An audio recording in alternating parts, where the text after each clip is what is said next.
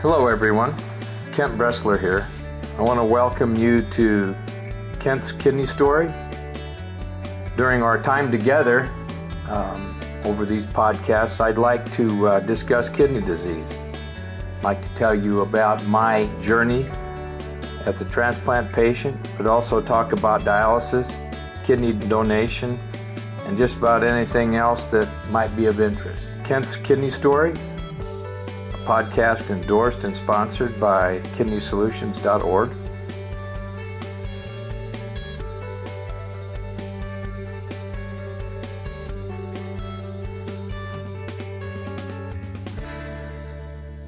Good afternoon, everybody. This is Kent.Bressler with Kidney Solutions.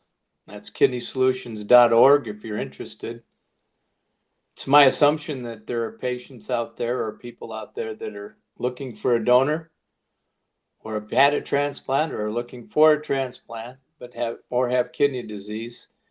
And that's our business.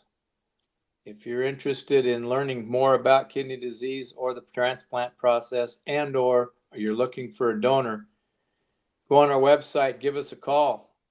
It's free. We don't charge. We don't have any bills. You're never going to see a bill from us. Just want to help you. Just want to get you pointed in the right direction, and we'll work right along with your physician and your transplant team. We're not independent of those folks. They're the ones that are actually in the driver's seat. We're just ancillary and helpful. Well, this podcast that I've taken on a great interest in this. This is something to me that I would much rather do. It's now become a pretty good sized hobby for me. I hope it's going to be of interest to you, because I'm going to hit on some what I think is a real interesting topic today. And before I start on it, we're going to start talking about gout. And before I do that, I wanted to plug a couple books that were written that have finished reading, but I would like you to take a chance on and learn about. One of them is In Pursuit of a Better Life by Risa Simon. It's Simon. It's the ultimate guide for finding living kidney donors, and it is a wealth of information. It's almost a cookbook.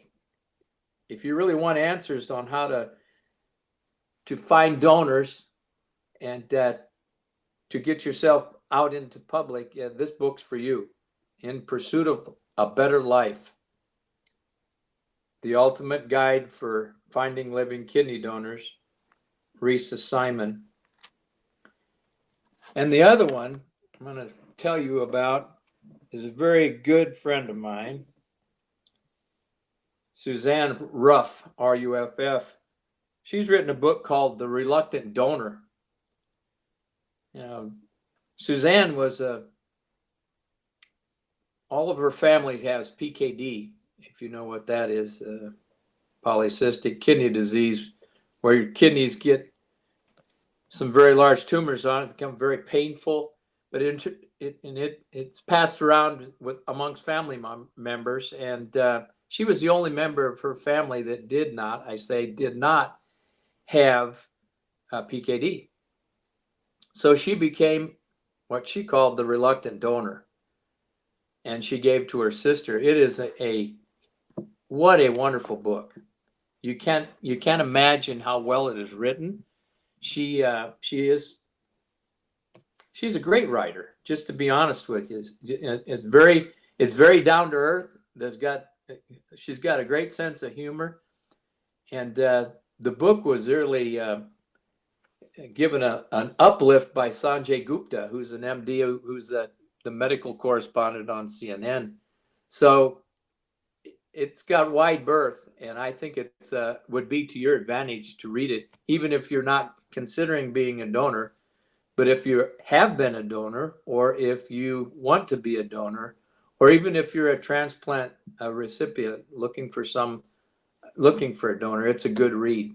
That's The Reluctant Donor by Suzanne F. Ruff, R-U-F-F. Okay, so there's my plugs for the day. And trust me, you got to read The Reluctant Donor for sure. It's a great book. So what about gout? I don't know how many of you have had gout or experienced it. Personally, I've had gout in nearly every joint in my body. And to be honest with you, it's horrible. It's very painful. It's not uncomfortable. It's painful. You can't do anything. My first episode of gout started in my right big toe. In the middle of the night at 2 or 3 in the morning, I got up to go to the bathroom. I had so much pain in my foot, I couldn't even stand. I had to literally hop to the bathroom, go to the bathroom, and come back to bed. And stayed there because I had no clue what this was. My joint and my big toe was bright red. It was on fire. I couldn't even put a sheet on top of my foot. So I put in a quick call that morning to the doctor, and he said, well, most likely you have gout. It sure does sound like it, but I wish you would come in so I can make sure, because this is the first time you've ever had it. And so I went in, and this might be a little gory or unpleasant to some of you. He did an injection. He put a needle into that joint and pulled some stuff out. Didn't put anything in, pulled it out. And he looked under a microscope. I mean, almost did. So he had a microscope, went back, looked, and he says, yep, you've got gout. And I said, well, good, fix it. Because it was painful. And I mean, I tell you, I was on crutches to get into his place. And long story short, he put me on colchicine. I don't know if you've heard of that. It's spelled COLCHICINE. Usually comes in 0.6 milligrams. And that's what he prescribed for me. And back then, that was 30 some years ago, how you took this was quite interesting. You took one tablet every hour until you got diarrhea. Yep, I'm serious. Took one tablet every hour until you got diarrhea. Well, before the transplant, when I had it, this is the first time I hadn't had the transplant yet. You can imagine how bad it was when your creatinine is all out of whack, your kidneys aren't working and everything. It instantly, I got very sick, violently sick. The pain went away. I was able to stand. I was able to walk. I had diarrhea. I had really bad diarrhea. And then I started vomiting. And it was like I was literally having flu symptoms, or I just hurt really bad all over. Anyway, that passed. And the long story of the whole thing is that pain went away. And I thought, well, now that's good. I'm not going to have to worry about that. But he said, oh, yeah, you're going to have to worry about that. We need to put you on another medication, long-term medication, because if you have more than one of these or two of these a year, that's doing some real damage.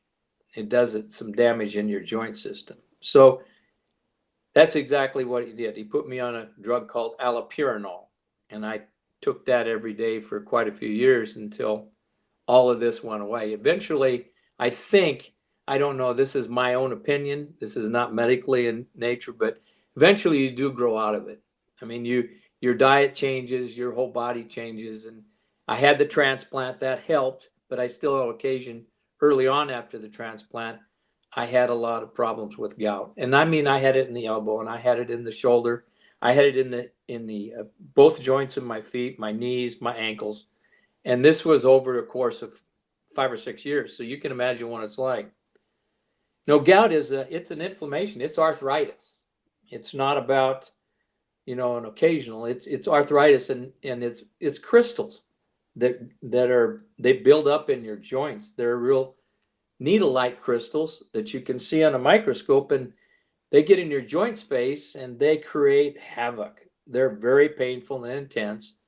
And then you got to reduce those, and if you get dehydrated, that kind of tends to trigger it. And certain foods will trigger this. like purines, like you find in red meats, of course, anchovies, and quite a few other foods. I won't go into detail on those. You can go Google gout, and you'll find out what you shouldn't be doing. Alcohol has a lot to do with it. Your size, if you're overweight, it tends to get to you. But I found out mine was from Sandamune. That was my biggest problem was Sandamune, which is my immunosuppressive drug, cyclosporin, Sandamune, and it's pretty prevalent in people with that. Fortunately, folks nowadays are on Procrit and Cellcept, so their chances of having gout are less, but it's not as significant as if you're on Sandamune. And I've noticed that there's a trend. Some people are going back on Sandamune who can't tolerate other drugs, and also even using the first drug that ever came out, Imuran. So gout is this called the rich man's disease process. That's not true. It can hit anybody, and it has a lot to do with diet. And so when you have an attack, you'll know your first one. You'll never forget it. Trust me. You once you've had gout once, you'll know the next time it comes, and you'll be able to respond to it.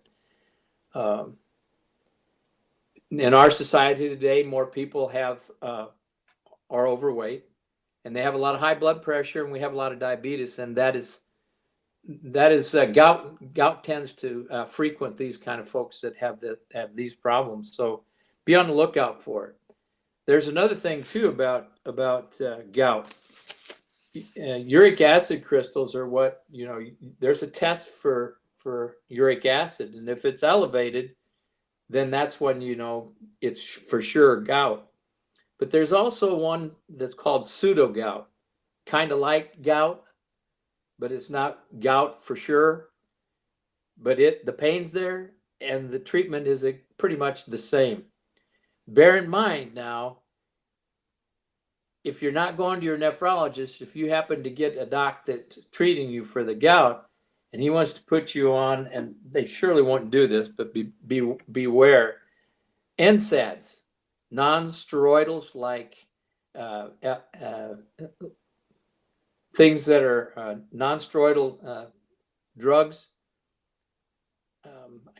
I'm kind of closing on the word here, but those particular NSAIDs are anti-inflammatories, and they're not for kidney patients.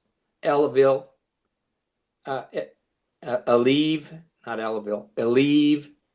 and naproxen, all of those that are used for pain, we can't go there if you have kidney disease. Just can't be taking them. So allopurinol and colchicine, nowadays, frankly, it's much better because the dosage is different.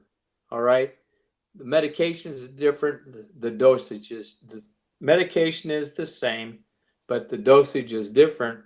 And you take 2 tablets initially, and then you take it for about one every tablet for every hour, just for the day. Okay, and then you take 1 tablet daily for 7 days, and that's a much more it's a better way to take this medication than putting yourself into a dehydrated state and everything. So your prescriptions will be, the doctor will write those, and they'll be very specific, and you won't have to take it every time until you get diarrhea. So it was pretty rough. So that's kind of my take on gout. You can read about it, and I would recommend that you go on some of the sites online and take a look at gout, because it's very prevalent in people with kidney disease. So, and it's no fun. I didn't like it, and I don't think you'd like it either. So if you do get an attack, there's lots of things, remedies for it. There's nothing that cures it. If you got it, you got it. You'll continue to have it. It doesn't go away. There's no magic pill. A lot of the times I give you some indications of what causes it, high fructose corn syrup is a good sweetener for beverages. And if you're drinking lots of those, you set yourself up. Asparagus. My brother, Kip, guy that gave me the kidney, he had gout really bad. And he came to find out it was from asparagus. When he ate asparagus, it would trigger a result. So it's different strokes for different folks. For you young folks, that means everybody's different. And for us old folks, that means you know the song. Different strokes for different folks. Watch your weight. Good gracious, your weight's the most important thing to watch. If you can keep that down, your diabetes is better, your blood pressure is controlled better. So weight is kind of the indicator. And by golly, if overweight sets you up for gout, if you're susceptible, you can get it, especially if you're overweight. Liver, dried beans and peas, anchovies. Ugh, anchovies. There's all kinds of drugs or all kinds of foods that can cause this or precipitate an attack. And trust me, I know that exercise or a change in the way that you're doing a project, for instance, I never used to climb ladders a lot, but when I did once in a while, I would overdo it, up and down, up and down, up and down. And sure enough, within 2 or 3 days after working for 2 or 3 days on a ladder or changing my exercise routine up, that's what would trigger it. So each of you is going to be different, but trust me, you got to get to the doctor. If you get a pain in your joint and don't let it go, because that disease process, that gout is very much damaging your joints, and it has to be treated. The pseudo gout, the other part, is calcium buildup. So there is a difference. You may be taking something with that in this pseudo gout in your diet and or in, for instance, taking a lot of calcium tablets or whatever, like Tums or stuff like that, that can precipitate a pseudo gout attack. So I hope I've confused you, because I think I have, but whatever, gout's no fun. So there you go. All right. I have some real interesting information on that, and I just want you to realize that even though it goes away, it can cause a lot of damage if you don't treat it. And trust me, after you've had it once, you'll know what second time what it is when it comes around. Had a good friend that had a transplant this week. It was an 11-year-old. And I know by the time you listen to this, we may be out of sync with his transplant, but he's doing very well. His name's Mickey. Mickey, if you're listening to this, you're one brave boy, and I want you to know that all the things that have happened to you have happened for the good.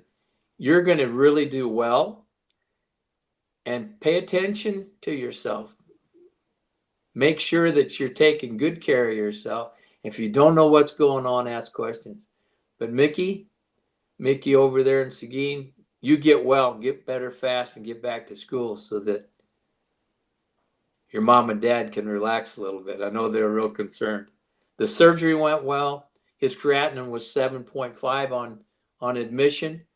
When he left 5 days later, 6 days later, it was 0.8. So transplants work. And one good thing about Mickey, he didn't have to go on dialysis. So that preemptive transplant, even though it came from a deceased donor, it's very, very important. And for all you who are on dialysis, let's get you transplanted as quickly as possible. I don't want to wait around with you, and you don't want to wait around. So in your heart, if you need us, give us a call. That's Kidney Solutions. Just come online and find us at kidneysolutions.org. We'll give you all the help we can. Remember to stay in your lane. There's no reason for you to go fast with this disease process. But don't flaunt it. Don't worry about all the pain that comes with it, because there's not very much pain. People don't know you even have it. And sometimes you wonder, without blood tests, why you're so tired and if these blood tests show you that your kidney function is getting worse, well, be an advocate for yourself. Stick up, get in to see the doctor, get it taken care of, and do everything in moderation. This idea of dieting and crash diets and keto diets and all that, I don't know where that's leading you. I've always been a man of moderation. I've never wanted for anything, but I've never been excessive in what I've done with my diet or with my meds. So all this is important to you, but the main important thing is the fact that you advocate for yourself. Be the person that takes care of themselves, looks for answers, and doesn't look for other people to take care of them. Just be real firm in your belief that this kidney disease is not overcoming you. You're going to overcome it. I'll leave you with this tonight. Philippians 4, verses 6 and 7. If you read that passage, I believe that all the things that bother you on a daily basis will be taken care of. Trust in that. It's a passage that goes, fear for nothing. That's Philippians 4, verses 6 and 7. Okay, till next time, keep on trucking. And as my 96-year-old veteran says, keep on breathing.